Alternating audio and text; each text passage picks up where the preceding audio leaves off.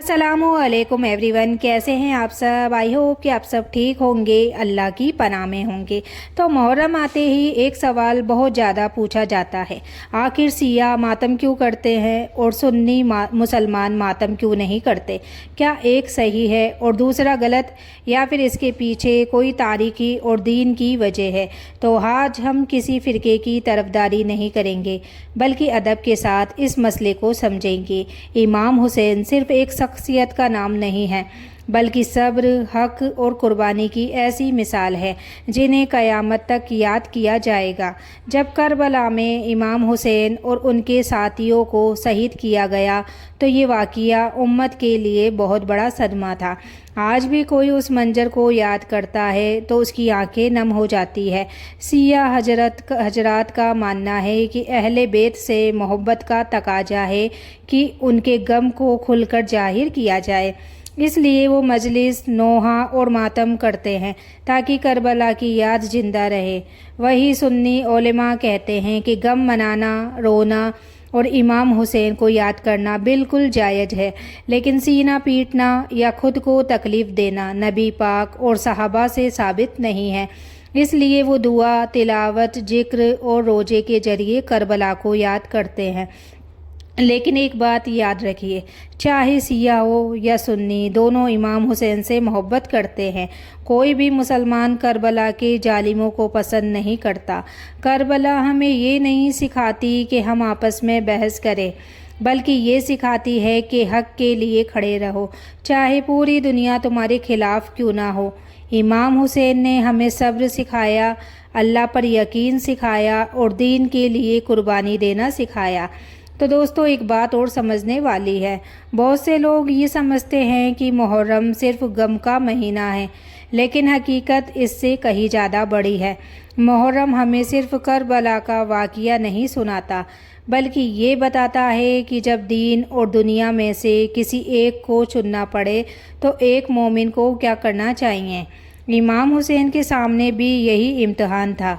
अगर वो चाहते तो आराम की ज़िंदगी गुजार सकते थे, लेकिन उन्होंने ऐसा रास्ता चुना जिसमें प्यास थी, तकलीफ़ थी, अपने अजीज़ों की जुदाई थी, मगर अल्लाह की रजा भी थी। यही वजह है कि आज 1400 साल से ज़्यादा वक्त गुजर जाने के बाद भी करबला का जिक्र ज़िंदा है, लेकिन जालिमों के नाम इबरत बन चुके हैं।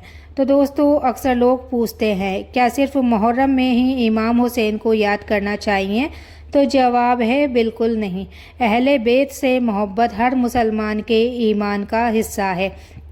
इमाम हुसैन की सीरत, उनका सब्र, उनकी बहादुरी और उनका अल्लाह पर भरोसा पूरे साल याद रखने की चीज़ है। करबला का सबसे बड़ा पैगाम ये है कि जब हक़ और बातिल आमने सामने हो तो मोमिन हक़ का साथ छोड़े नहीं, चाहे लोग उसका मजाक उड़ाए, चाहे वो अकेला रह जाए, चाहे उसे नुकसान ही क्यों ना उठाना पड़े। क्योंकि इमाम हुसैन ने हमें सिखाया है कि कामयाबी सिर्फ जीत का नाम नहीं, बल्कि अल्लाह की रजा पर कायम रहने का नाम है। आज हम अपनी ज़िंदगी पर नज़र डालें, क्या इस नमाज की हिफाजत कर रहे हैं?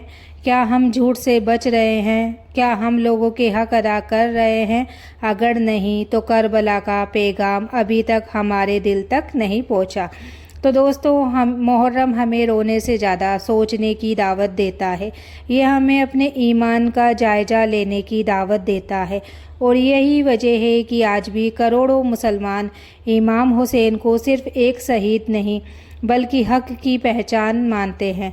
तो दोस्तों, ज़रा एक पल के लिए सोचिए, करबला का मैदान था, चारों तरफ दुश्मनों का घेरा था, गर्म रेगिस्तान था, पानी तक बंद कर दिया गया था, छोटे छोटे बच्चे प्यास से तड़प रहे थे और हालात ऐसे थे कि कोई भी इंसान डर जाए। लेकिन इमाम हुसैन का अल्लाह पर यकीन जरा भी कम नहीं हुआ। यही तो करबला का सबसे बड़ा सबक है। जब हमारी ज़िंदगी में छोटी सी परेशानी आती है तो हम मायूस हो जाते हैं, शिकायत करने लगते हैं, लेकिन करबला हमें सिखाती है कि मुश्किल चाहे कितनी भी बड़ी हो, एक मोमिन का भरोसा अपने रब पर कम कभी नहीं होना चाहिए। तो दोस्तों, एक और बात जिस पर कम लोग गौर करते हैं, کربلا صرف تلواروں کی جنگ نہیں تھی بلکہ یہ صبر اور ایمان کی جنگ بھی تھی۔ ایک طرف دنیا کی طاقت تھی، بڑی فوج تھی، حکومت تھی، اور دوسری طرف امام حسین تھے جن کے پاس سچائی تھی۔ آج بھی یہی حال ہے۔ کئی بار انسان سچ بولنے سے ڈرتا ہے کیونکہ اسے اپنا نقصان دکھائی دیتا ہے، لیکن کربلا کہتی ہے کہ اگر نیت اللہ کے لیے ہو تو نقصان بھی کامیابی بن جاتا ہے۔ تو دوستو، ہمیں بھی یاد رکھنا چاہیے کہ امام حسین نے کبھی اپنے لیے لڑائی نہیں کی۔ انہوں نے مال چاہا نہ، کرسی چاہی نہ، دنیا کی کوئی بڑی چیز۔ ان کی پوری کوشش صرف یہ تھی کہ ان کی امت دین کے اصل راستے کو بھول نہ جائے۔ یہی وجہ ہے کہ آج بھی ان کا نام ادب اور محبت کے ساتھ لیا جاتا ہے، اور شاید یہی وجہ ہے کہ جب محرم آتا ہے تو کروڑوں دلوں میں کربلا کی یاد تازہ ہو جاتی ہے۔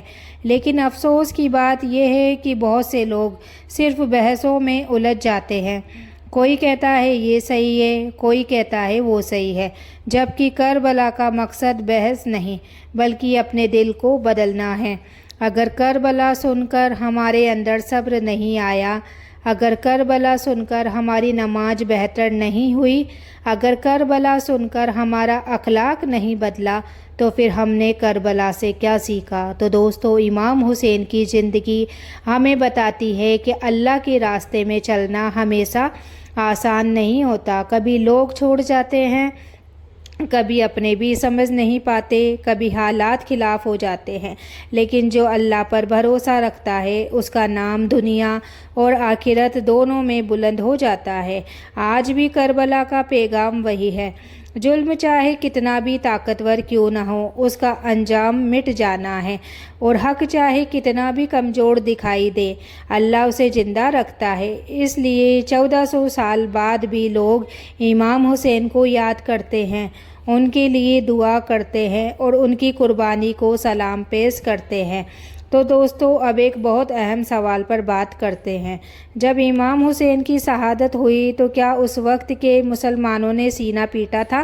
کیا انہوں نے اپنے آپ کو چوٹ پہنچائی تھی، یا پھر انہوں نے کوئی دوسرا طریقہ اپنایا تھا؟ تو دوستو، تاریخ بتاتی ہے کہ امام حسین کی شہادت کی خبر جب امت تک پہنچی تو لوگوں کے دل ٹوٹ گئے تھے۔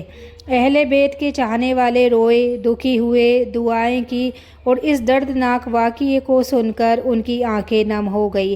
آخر کیوں نہ ہوتی؟ شہید ہونے والے کوئی عام انسان نہیں تھے، وہ رسول اللہ صلی اللہ تعالیٰ علیہ وسلم کے نواسے تھے، وہ جنت کے نوجوانوں کے سردار تھے، وہ اہل بیت میں سے تھے جن کو محبت کرنے کا حکم دیا گیا۔ لیکن دوستو، اسی جگہ ایک بات سمجھنے کی ہے، اسلام ہمیں غم منانے سے نہیں روکتا، مگر غم میں بھی صبر کا دامن تھامنے کی تعلیم دیتا ہے۔ جب کسی مسلمان پر مصیبت آتی ہے تو اسے سکھایا گیا ہے کہ وہ کہے انا للہ و انا الیہ راجعون، یعنی ہم اللہ ہی کے ہیں اور اسی کی طرف لوٹ کر جانے والے ہیں۔ تو دوستو، کربلا کا سب سے بڑا پیغام صرف آنسو نہیں ہے، کربلا کا سب سے بڑا پیغام صبر ہے۔ ذرا سوچئے، اگر امام حسین چاہتے تو یزید کی بیعت کر کے اپنی جان بچا سکتے تھے، اگر چاہتے تو سمجھوتا کر سکتے تھے، اگر چاہتے تو دنیا کی آسانی چن سکتے تھے، لیکن انہوں نے اللہ کی رضا کو دنیا کی راحت پر ترجیح دی۔ یہی وجہ ہے کہ آج ان کا نام عزت سے لیا جاتا ہے۔ تو دوستو، آج ہمارے حالات کربلا جیسے نہیں ہیں، لیکن ہمارے بھی اپنے امتحان ہیں۔ کسی کے گھر میں پریشانی ہے، کسی پر قرض ہے، کسی کا دل ٹوٹا ہے، کسی کو روزگار کی فکر ہے، اور کوئی بیماری سے گزر رہا ہے۔ ایسے میں کربلا ہمیں یاد دلاتی ہے کہ جب امتحان بڑا ہو جائے تو اپنے رب سے رشتہ اور مضبوط کر لو، کیونکہ جس نے کربلا کے میدان میں اپنے بندوں کو اکیلا نہیں چھوڑا، وہ آج بھی اپنے بندوں کو اکیلا نہیں چھوڑے گا۔ تو دوستو، محرم صرف ایک مہینہ نہیں ہے، یہ اپنے ایمان کو دیکھنے کا مہینہ ہے، یہ سوچنے کا مہینہ ہے کہ اگر کبھی حق اور دنیا آمنے سامنے آ جائے تو ہم کس کا ساتھ دیں گے؟ کیا ہم سچ کے ساتھ کھڑے ہوں گے یا اپنے فائدے کے لیے خاموش ہو جائیں گے؟ امام حسین نے اپنے عمل سے اس کا جواب دے دیا ہے۔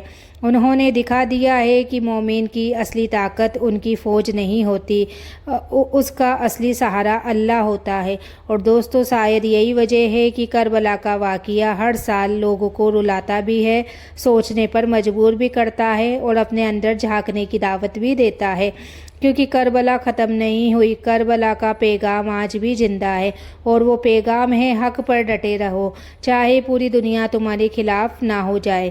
تو دوستو، اگر آج کی اس ویڈیو نے آپ کے دل کو چھوا ہو، اگر کربلا کا پیغام آپ کو پسند آیا ہو، اور اگر آپ چاہتے ہیں کہ ایسی ہی حقیقت پر آدھارت اسلامک ویڈیو آپ تک پہنچے، ایسی ہی حقیقت اور اسلامک ویڈیو آپ تک پہنچتی رہے، تو ابھی ہمارے چینل کو سبسکرائب کر لیجئے اور بیل آئیکن کو ضرور دبا دیجئے، کیونکہ یہاں آپ کو صرف کہانیاں نہیں بلکہ قرآن، حدیث اور اسلامی تاریخ سے جڑی ہوئی ایسی باتیں سننے کو ملے گی جو آپ کے ایمان کو مضبوط کرے گی۔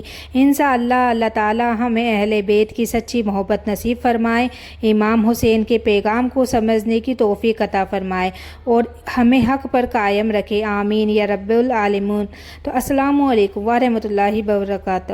ملتے ہیں اگلی ویڈیو میں۔ اللہ حافظ۔